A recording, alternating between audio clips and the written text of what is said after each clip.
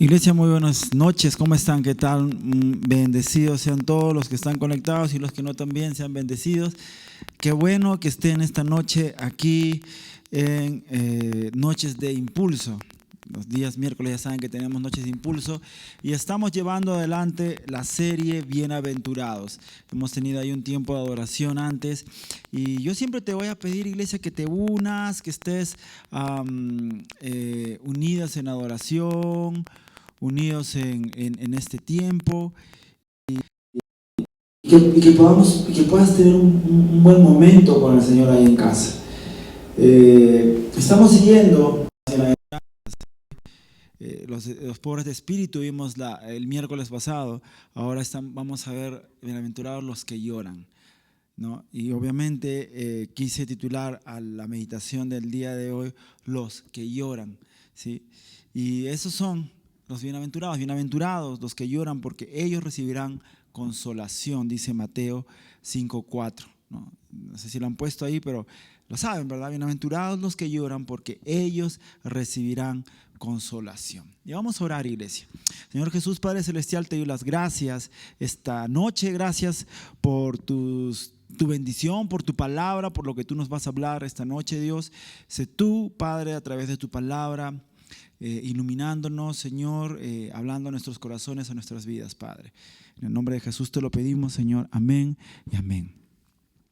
Bienaventurados los que lloran. Quizá hacer una breve introducción a esto, tendríamos que decir quiénes no son los bienaventurados que lloran, mejor dicho, no son todos los que lloran, ¿verdad? Porque diríamos todos los que están llorando son bienaventurados. Todos los que están, ¿cómo se llama?, en esa actitud son bienaventurados, ¿no? Los incrédulos que sufren cuando pierden o fracasan, ¿serán bienaventurados? Aquellos que son incrédulos, pierden algo, fracasan en algo y lloran por esa pérdida, por ese fracaso, ya sea de un negocio, lo que sea, ¿serán bienaventurados?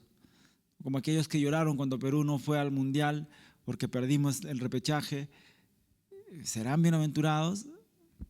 No. Los hombres del mundo que lamentan sus desgracias, ¿no? Que se lamentan por todo, por lo que está aconteciendo, ¿serán bienaventurados? Los que lloran por eso, ¿serán bienaventurados? Entonces, esta noche vamos a ver los que lloran. ¿Quiénes son los que lloran? Esos son bienaventurados. Amén. Pero primero quisiera hablar de aquel que nos dio el ejemplo de sufrir, de sufrimiento, de un real sufrimiento. Y quiero que leamos Isaías 53:3. Isaías 53:3 dice: despreciado y desechado entre los hombres, varón de dolores, experimentado en quebranto, y como que escondimos de él el rostro, fue menospreciado y no lo estimamos. Acá Isaías se está hablando proféticamente de Jesús, de su sufrimiento, del sufrimiento que él iba a tener. Y desde antes de la primera venida de Jesús, se habló del sufrimiento que pasaría, de su llanto, de su dolor. Si ustedes leen Isaías 53, del 1 al 12, toda esa parte, van a poder ver la vida, la obra de Jesús, la pasión, todo lo que él pasó, todo lo que él sufrió, todo lo que él vivió, escrito ya en Isaías, como un resumen de los padecimientos de Jesús. Él sufrió desprecio, ¿sí?, por nosotros, llevó nuestras enfermedades, dice la Biblia, sufrió nuestros dolores, fue herido por nuestras rebeliones y molido por nuestros pecados. ¿Se imaginan el sufrimiento de Jesús? Todo eso fue puesto sobre Jesucristo, nuestros pecados. ¿Puedes imaginarte tus pecados? Los tuyos nada más. Y no te digo que hagas una lista, pero podrías imaginarte. Yo traigo a memoria quizá mis pecados, los peores pecados que he podido cometer quizá. Y los traigo y digo, wow, son a veces de pensarlos, me generan como que, ¿cómo pude haber hecho eso? Gracias, Señor, que tú me rescataste. Pero todos esos pecados fueron puestos sobre Jesús. Y solo los míos, pero imagínate todo el pecado de la humanidad fue puesto sobre Jesús. Fue herido por nuestras rebeliones. Todo fue puesto sobre él. ¿Se imaginan ese padecimiento? Y saben, dice, si ustedes leen Isaías, dicen que no emitió palabra, como oveja al matadero, como oveja cuando van a trasquilar, dice, sin emitir ninguna palabra, sufrió por nosotros. ¿Y para qué? Para traer buenas nuevas a nuestras vidas. Con un propósito sufrió, con un propósito padeció, para traer buenas nuevas de salvación a nosotros. Para que nosotros podamos venir al arrepentimiento, para poder proceder al arrepentimiento y no tengamos que pagar el precio de nuestras fallas, de nuestras faltas. Estábamos destituidos de la gloria de Dios, estábamos condenados, no éramos aceptos a esto, no estábamos dentro de la lista de invitados, no estábamos. Pero Jesús pagó, sufrió, padeció por nosotros, para que podamos nosotros proceder al arrepentimiento. Experimentó nuestro dolor. Cuando escucho, Él fue molido por nuestras rebeliones, ¿no? Fue un varón experimentado en quebranto. Nuestras enfermedades las llevó. ¿Tú puedes imaginarte el dolor que hayas sentido por tus enfermedades? Los dolores que a veces yo siento en las rodillas, a diario a veces. Yo digo, no es nada, pero ese es mi dolor. Ahora imagínense el dolor de la humanidad, la enfermedad. Fue un varón experimentado en dolor, en sufrimiento. Él experimentó nuestro dolor. Y saben, Jesús entiende el dolor humano, entiende nuestra condición frágil humana, entiende la decadencia que nos lleva al pecado, porque Él padeció por nosotros. Vino a este mundo siendo Dios para padecer, para sufrir por nosotros. Entonces, Él nos conoce, Él nos entiende, sabe nuestra humanidad, entiende nuestra humanidad. En Juan 11:35, no está en los textos, no te preocupes, dice que Jesús lloró. Eso dice Juan 11:35, Jesús lloró al ver que María, la hermana de Lázaro, se acercó a él y lloró, y los judíos que estaban con ella estaban llorando. La Biblia dice que se estremeció en espíritu y se conmovió. O sea, fue algo, esta situación que él vio estremeció su ser. Estremeció su ser. Lo conmovió tanto que Jesús lloró.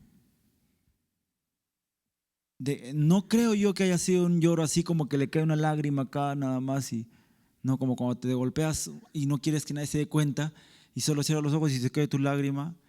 No creo, porque dice la Biblia de que lo veían y decían, se nota que lo amaba.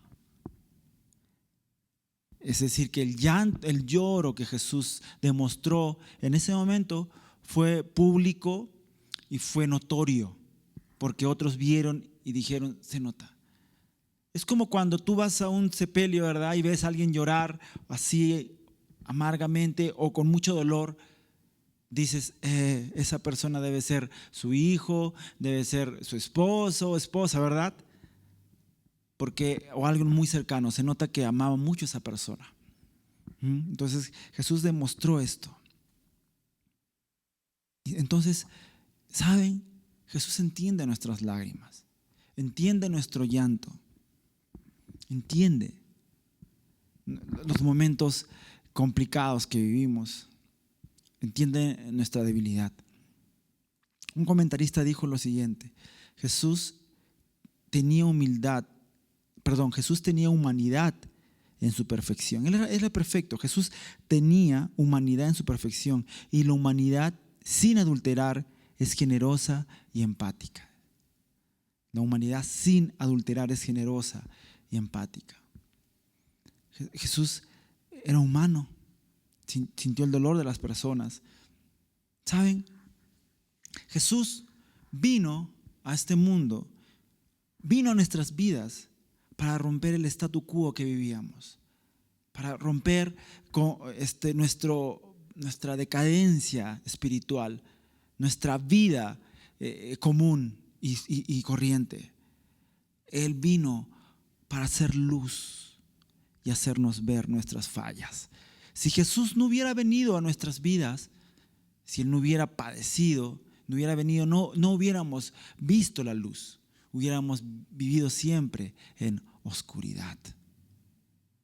Siempre.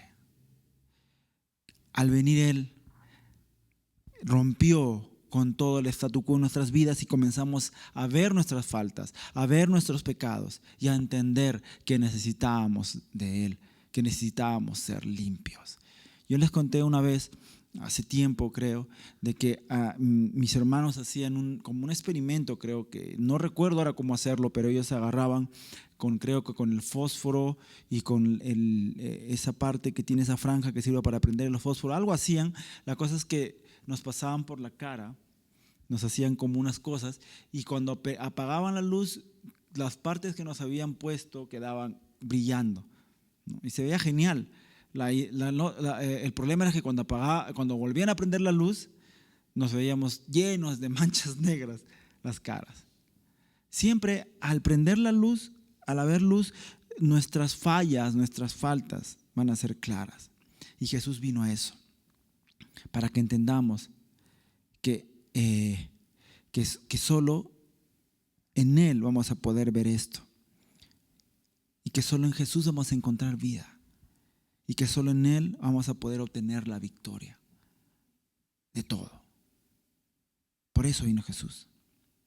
Jesús dijo: en el mundo van a tener aflicción, habrá aflicción, pero confíen, yo he vencido al mundo. Eso está en Juan 16:33.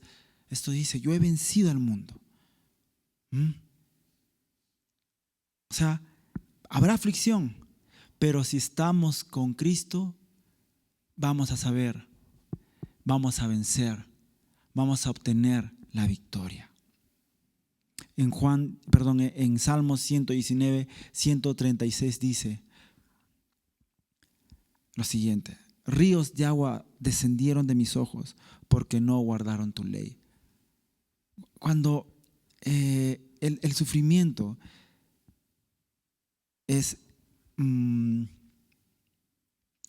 va no solamente en nosotros, ¿no? Aunque esta parte te voy a pedir por favor, amor, que lo pongamos después, ese texto, ¿sí? Sí, ese texto va después, no va acá. Se escabulló en otra parte ese texto. Guárdalo, este texto, porque viene para después, ¿sí? Pero entendamos que Él ha dado ejemplo, amén, a nuestras vidas, ¿sí? El Señor vino para que nosotros obtengamos la victoria en Él, amén. Ahora, el hecho de llorar, como dice acá, ¿no? Aquel que, bienaventurados los que lloran, ¿no? Va relacionado al arrepentimiento, ¿ok? Al arrepentimiento, ¿sí? La palabra griega penseo, que se traduce como lloran, ¿ok? Nos habla de alguien que está afligido. Esta palabra era la que se usaba cuando se hablaba de cuando alguien lloraba por los muertos, cuando estaba de luto. O sea, un lloro profundo, o sea, un lamento profundo. No era cualquier tipo de lloro, ¿no? Me pegué en el dedo y lloro, o me dejó el amor de mi vida, entre paréntesis, lloro. No era ese tipo de lloro, sino era un lloro muy interno, muy profundo, un llanto muy profundo. Entonces podemos inferir que Jesús no se refería a un lloro casual, a un llanto casual, por consecuencia de nuestro pecado. O sea, no es que pecamos y no se refería solo a ese tipo de lloro, sino a un llanto profundo, ¿sí? Reconociendo nuestro estado, ¿sí? O sea, no es que pequé y lloro y ya está, y cometo mi pecado de nuevo, sino está hablando de un lloro donde yo reconozco que soy pecador. No es un llanto de remordimiento, sino es un llanto genuino de arrepentimiento, ¿sí? Por eso vamos a leer 2 Corintios 7:10. ¿Qué dice? Dice, porque la tristeza que es según Dios produce arrepentimiento para salvación.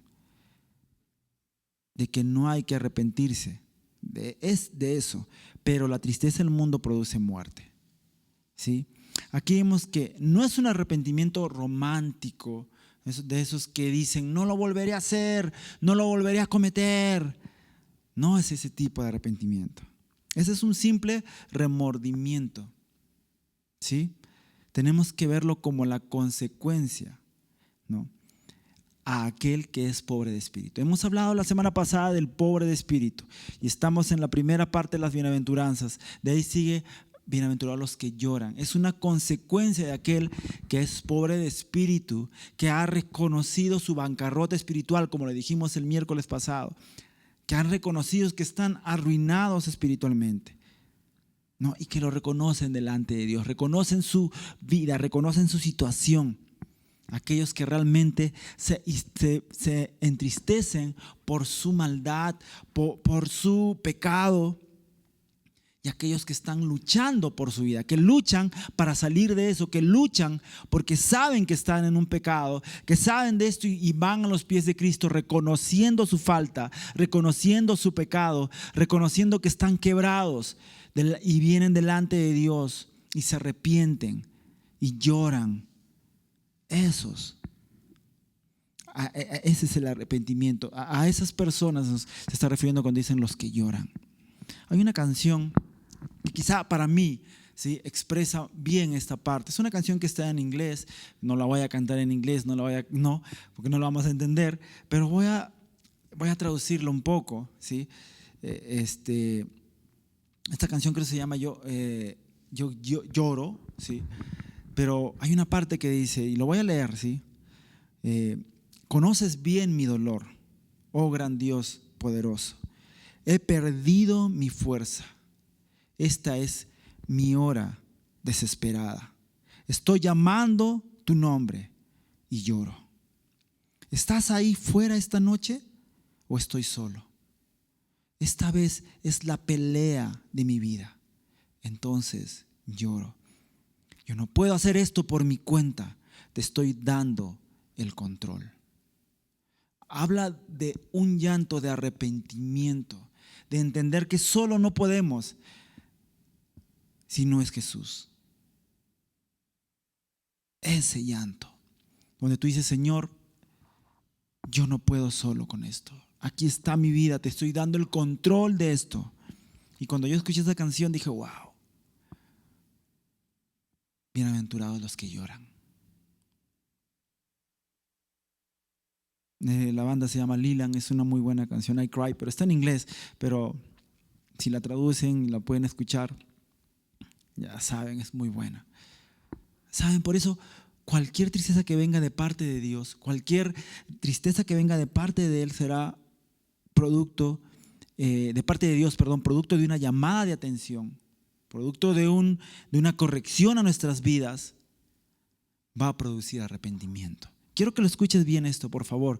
Cualquier tristeza que venga de parte de Dios, producto de una llamada de atención, de una corrección, va a producir arrepentimiento en nuestras vidas. Pero si tomamos esta corrección con un corazón que no acepta la falta, que no acepta la corrección, va a producir resentimiento, rechazo, amargura. Quizá en el mejor de los casos remordimiento nada más, pero esto irá matando nuestras vidas. Amada iglesia, cuando escuchamos la voz de Dios, cuando hay una corrección, cuando hay un consejo de parte de Dios a través de su palabra, y nosotros lo atesoramos en nuestro corazón, vamos a proceder a un arrepentimiento en nuestras vidas. Pero si cerramos nuestro corazón por X motivos, va a producir resentimiento. Resentimiento en nuestro corazón, rechazo, amargura. Sí, quizá haya remordimiento nada más y ahí quede. Pero como dice la palabra de Dios, eso irá trayendo muerte a nuestras vidas. Como leímos en 2 Corintios 7:10, porque la tristeza que según Dios produce arrepentimiento para salvación, de la cual no hay que arrepentirse, pero la tristeza del mundo produce muerte.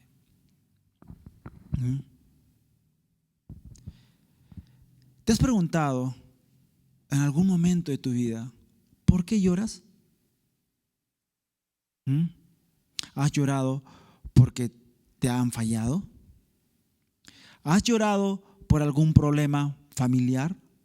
¿Has llorado porque las cosas te salen mal? ¿Saben? Muchos hemos llorado por eso. Yo cuando me casé y llevábamos meses casados y no nos iba bien, o no nos iba como habíamos planeado que quería que nos vaya, me ponía a llorar, a reclamar y a decir por qué. Con mi esposa llorábamos, hasta nos quedábamos dormidos llorando a veces. ¿Cuántos no hemos llorado por algún problema en la vida, por alguna enfermedad? Nos hemos puesto a llorar por algo. Muchos hemos llorado por muchas de esas cosas. Pero quiero preguntarte algo esta noche. ¿Cuántos hemos llorado por nuestro pecado? ¿Cuántos hemos llorado por nuestra maldad? Por nuestras faltas. ¿Cuántos hemos venido delante de Jesús presentando nuestro pecado, diciendo no puedo más con esto? Ayúdame. Llorar por eso. Señor, esto está carcomiendo mi vida. Está carcomiendo mi corazón. Esa actitud de mi vida, estas formas que tengo están carcomiendo mi vida. Ayúdame. Señor, el orgullo está invadiendo mi corazón. Ayúdame. Señor, la envidia está que invade mi ser. Ayúdame.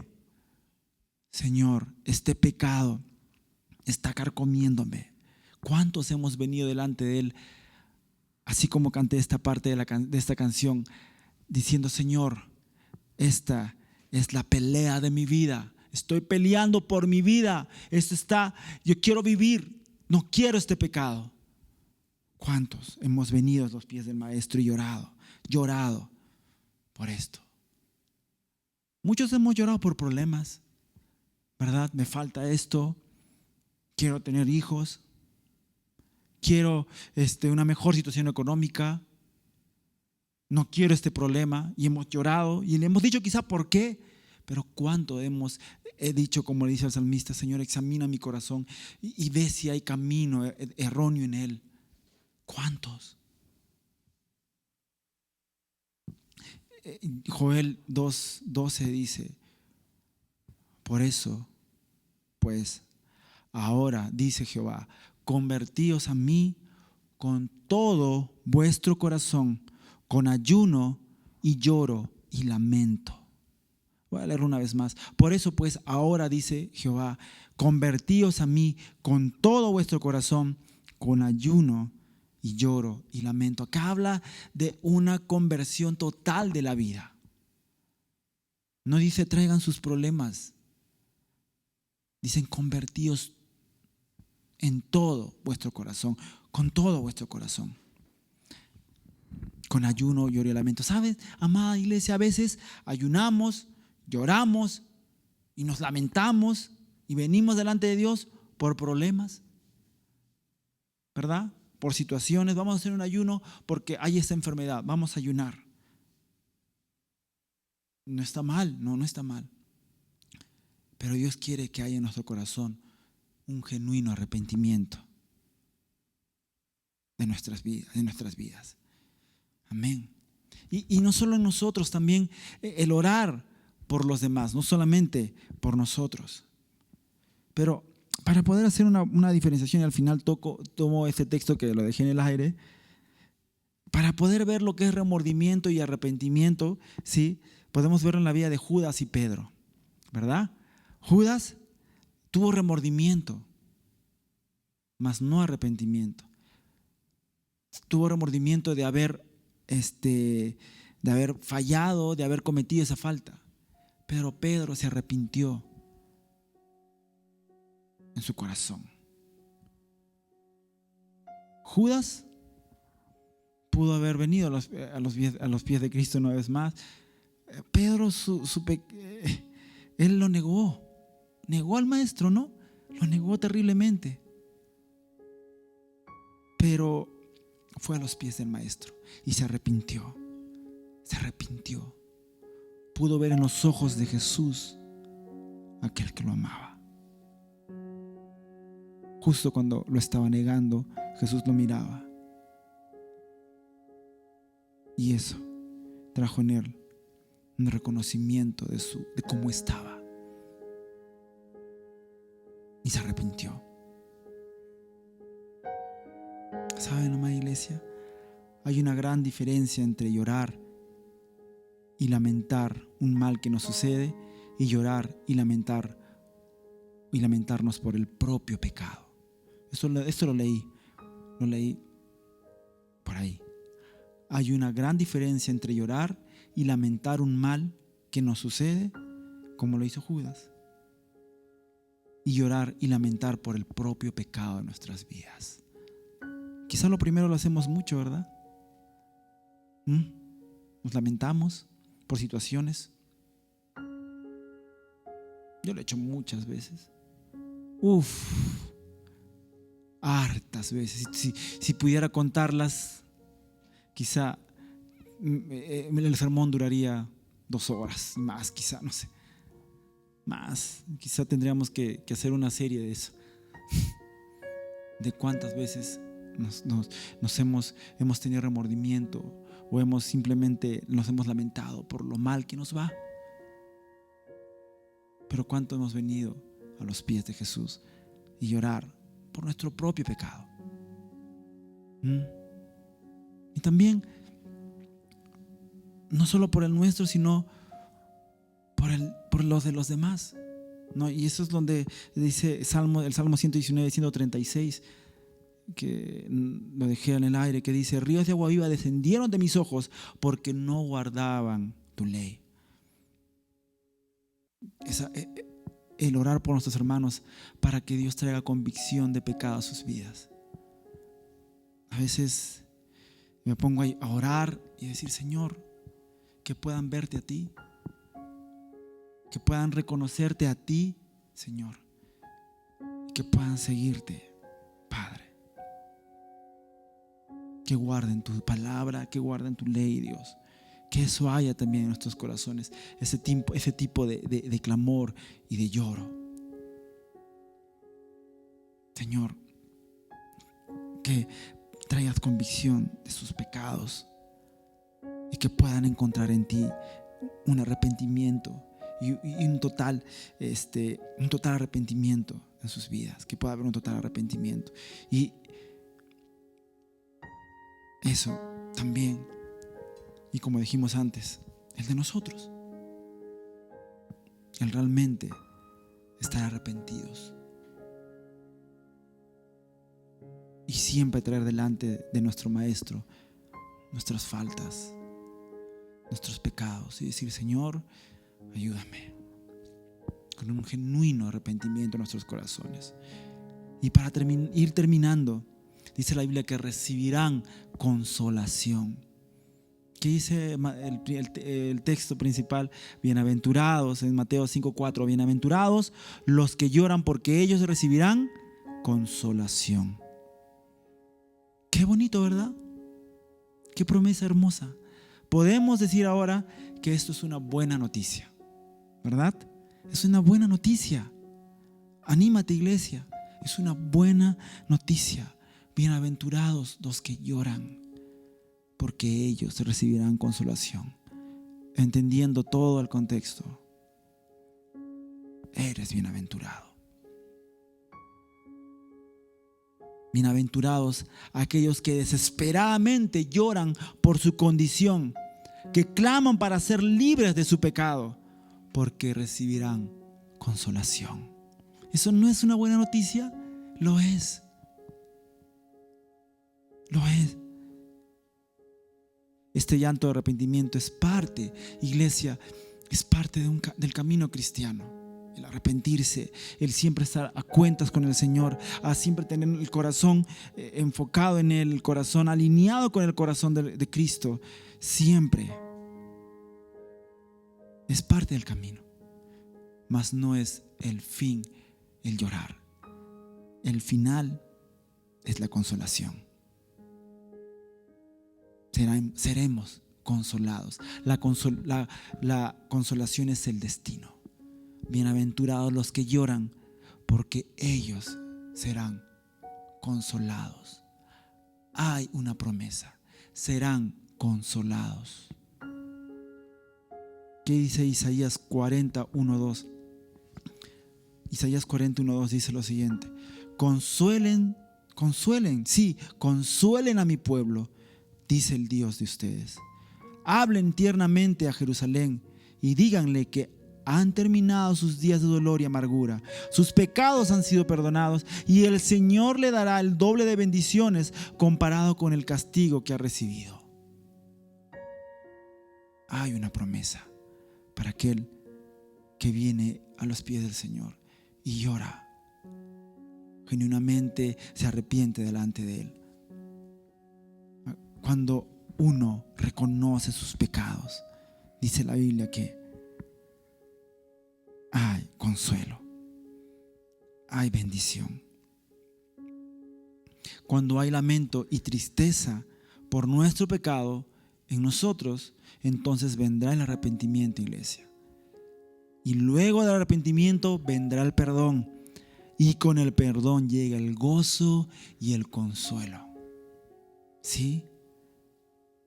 Cuando yo entiendo esto y vengo adelante del Señor, cuando me lamento por el pecado que estoy cargando y lo vengo a traer delante del Señor, entonces vendrá el arrepentimiento y después el perdón, y con eso el gozo y el consuelo. Y también, iglesia, recibiremos consuelo al ver un pueblo arrepentido de rodillas delante de Dios.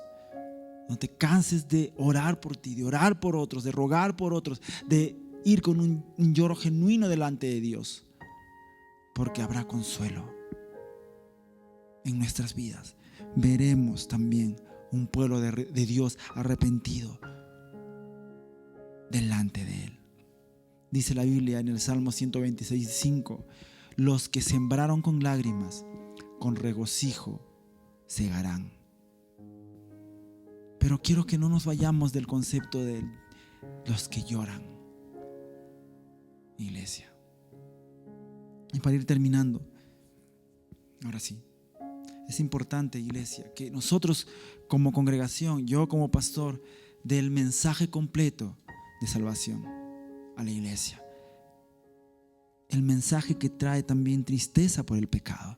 Si yo no me paro aquí y doy el mensaje que trae también tristeza al corazón por el pecado en mi vida, no estoy dando todas las buenas nuevas completas. Si no predico algo que produce arrepentimiento al corazón del pecador, no estoy dando el evangelio completo. Porque tiene que haber eso de estoy así y tengo que cambiar, y alguien tiene que dar esa palabra de luz a las personas. ¿Saben? Jesús lo dio todo para llevarse nuestras faltas. Es verdad, Él murió en la cruz por nosotros para llevarse todas nuestras faltas, pero para eso tenemos que dejárselas a Él. Dejar nuestras cargas sobre el Señor.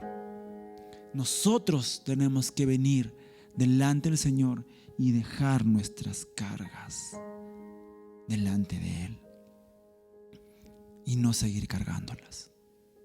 Mi yugo es fácil y mi carga es ligera. Ven a mí y encontrarás descanso. ¿Saben? Esto leí también. No lo leí y me pareció interesante. Dice: no son bienaventurados los que por naturaleza son emocionalmente débiles y tienden a llorar por todo. No son bienaventurados los que lloran simplemente por tomar decisiones equivocadas y llevar sus consecuencias. Entiéndanlo. O los que de la rabia que les da que se les diga o corrijan algo, se ponen a llorar. No, esos no son bienaventurados. No. Y lo voy a leer una vez más. No son bienaventurados. Entiéndelo, Abraham. No son bienaventurados los que por naturaleza son emocionalmente débiles y tienden a llorar por todo. Necesitan ser fortalecidos en el Señor y en encontrar en Él su fuerza. No son bienaventurados los que lloran simplemente por tomar decisiones equivocadas y llevar sus consecuencias. Estás viviendo las consecuencias de una falta, de un pecado o de algo que no debiste cometer. Y simplemente tienes que poner a cuentas tu vida con Dios. O los que le da rabia que porque se les diga que corrijan sus vidas y lloran por eso. No. El llorar de las bienaventuranzas es un llanto santo, un lamento que es agradable a Dios. Es el hombre corriendo a Cristo y encontrando perdón y consuelo. Ese es el bienaventurado. Por eso son felices los que lloran, porque encontrarán en el Señor consuelo. Amén. Así que, iglesia, somos bienaventurados. Somos bienaventurados. Somos felices cuando entendemos por qué lloramos. Amén. Bueno, iglesia, gracias por estar conectados hasta ahora. Yo simplemente sé que estos días que vamos a estar hablando de las bienaventuranzas y los domingos fuera de contexto, yo sé que Dios nos va a hablar. Dios va a abrir nuestra mente, nuestro corazón. Necesitamos ser una iglesia que es guiada por la palabra de Dios, que es guiada por Jesús, que es guiada, una iglesia cristocéntrica, centrada en la Biblia. Necesitamos eso. Que los que vengan a esta iglesia no vengan porque sea una iglesia bonita, sino porque van a encontrar a Jesús. Amén. Van a encontrar a Jesús.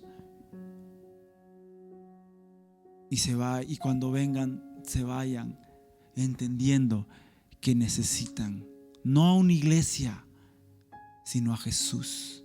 No a una institución, sino a Jesús.